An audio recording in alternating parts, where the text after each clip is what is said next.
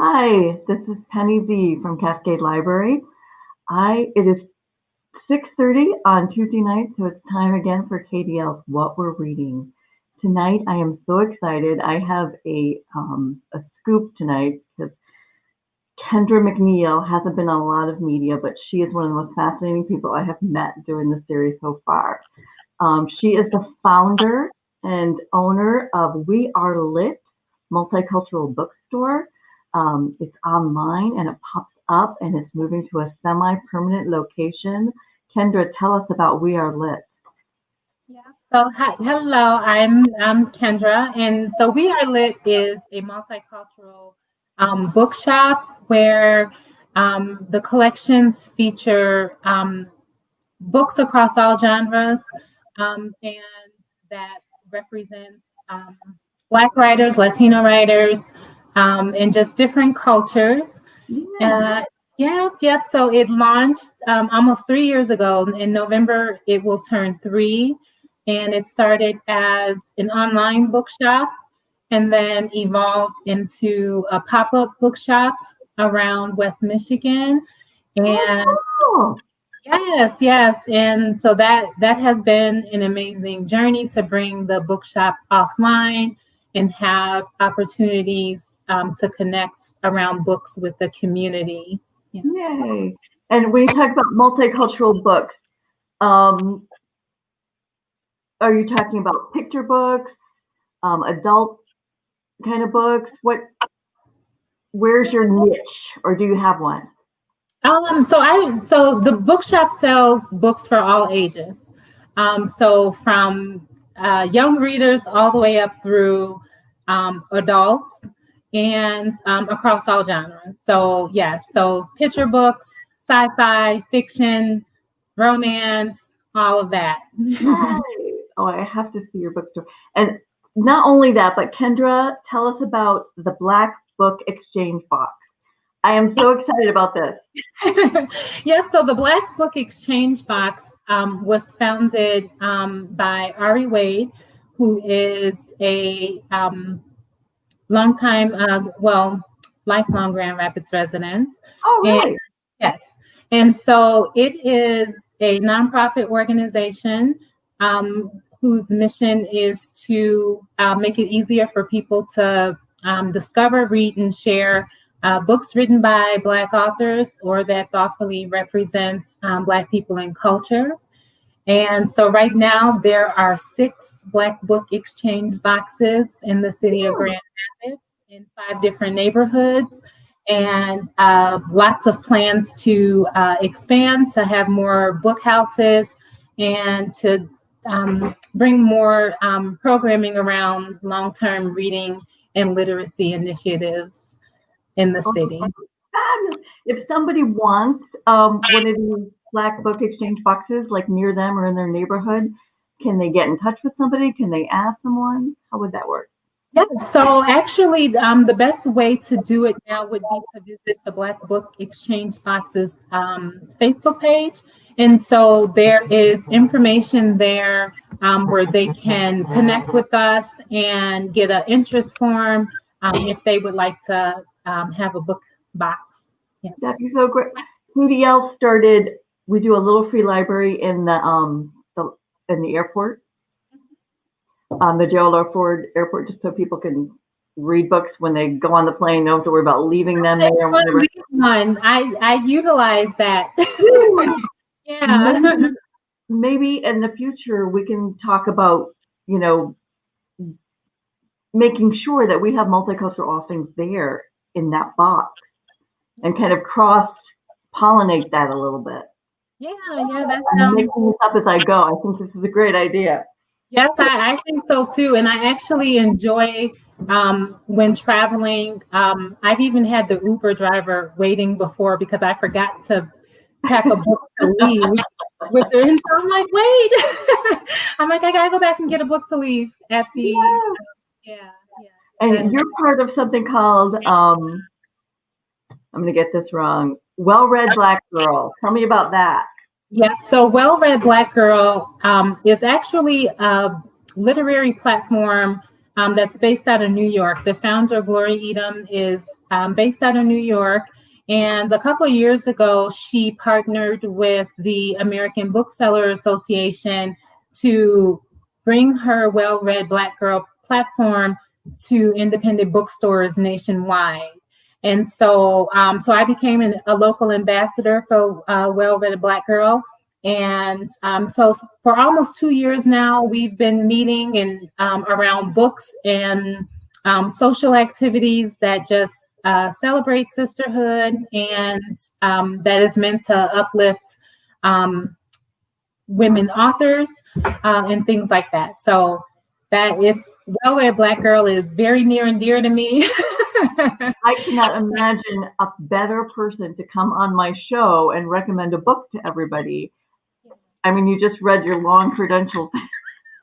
So I can't wait to hear. So Kendra, no pressure, but what are you reading?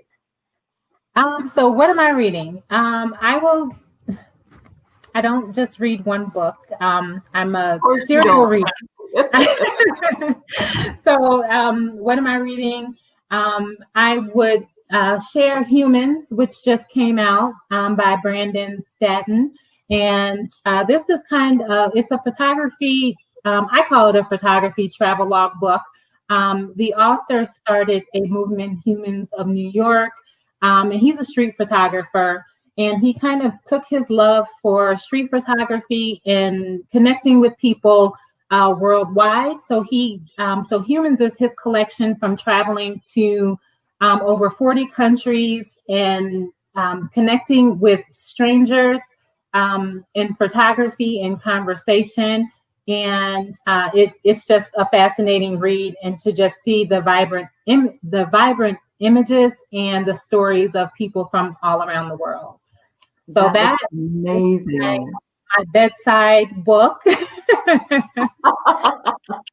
pretty heavy for the bedside. Yeah. And then also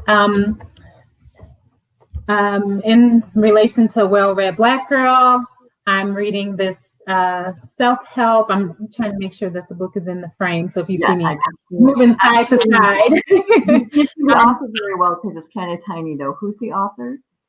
Alexandra L. Yep. And so this book is part self-help guide and part memoir, where she shares her journey and different challenges in life that brought her into her passion for writing and creativity. She worked a number of odd jobs and things like that before she really got engaged with writing, which was her passion. So that book just kind of details how she went on that journey. Yeah.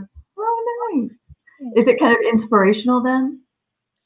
It is inspirational. I think how it was written, it's more so that people can follow her story as an example and to be encouraged too. Like there are a lot of creative people, artists, writers who have fear about leaving a corporate job or, being self-employed or, to right now, I would think. Yeah, to get to what they really want to be doing around art and creativity. So I think it can be inspiring for people to have stories from someone who has done it, and things are still on the hinges. So yeah. Sounds good. And you have one more on your bedside. I do. Yeah. So as a reader, historical fiction is my favorite genre. And so Beverly Jenkins is actually a Michigan native. She's from Detroit. And so Rebel is the first novel in a new series. Beverly Jenkins has written probably over 50 books, mostly historical romance. And so Rebel takes place right after the Civil War and is set in New Orleans. And the main character in this story leaves the North to go down to Louisiana to start a school and to help newly emancipated folks and it's a love story. She meets an architect. Her dad wants her to marry someone else and come back to the north, but she wants to stay in New Orleans. So, yes. And every once in a while, you just have to read a book on the cover of which is a man with his shirt popping open. Yes, yes. I used to have displays of those in the library. Yeah. And actually, this one came. A customer of mine is really into historical romance, and so she will, ask me like, "Do you have any Beverly Jenkins?" And I'm like, I like historical fiction. Like, I need to read some of these myself. And so when I saw that one, I was hooked. Is it how much detail does she go into historically? I mean, is it more about the romance or is it more about what was happening? Both. Beverly Jenkins as a writer, she's, or at least I think so. I think that she is also very well researched. And so her stories tend to be pretty spot on with the times that she is writing about. And so so there's a lot of, and I think too, because she writes romance, it to know what was happening during that time and the turbulence and the conflict and the stress among people, just I think it makes a romance just all the better, because you got to have like some drama too. So. Okay, now that we've left the steamy a minute, I have to ask you, because I know that you have a real soft spot in your heart for all the kiddos, and I wanted to ask you if you'd recommend a book for the kiddos. And you had one that's another first in the series? Yes. So there is a rather new middle grade series out by an author, Lamar Giles. And so the first book in the series is The Last Day of Summer. And it is a detective story featuring a group of friends, and they go on all of these adventures, like solving mysteries, if you will, in their community. And so it mixes, I think, the joys of like childhood and having friends, and then it adds a little fun to it by them having their own little detective agency, and they're going to solve some mysteries. Yes. And so so it's a 2-book series right now. The second book was just released earlier this month. And so that one is The Last Mirror on the Left. And again, it's the Alton Boys, which is what the series is becoming known for. They go on another set of mystery and adventure in that one. Yay, well, that sounds like fun. And as you were saying, a good series for a kid really engages them for a long time. Yeah, it does. And it's nice when books kind of come in rapid sessions so that they don't lose interest. And so I really love that the author already is on to book 2. So little readers don't have to wait too long to. When I was growing up, I was into the R.L. Stine Fear Street series, and I read them all. I couldn't wait for the next one. Oh my goodness. Well, thank you so much for being with us tonight and recommending those books, Kendra. It was great to meet you. Yes, thank you for having me. I usually tell everybody who's going to be on next week, but I know.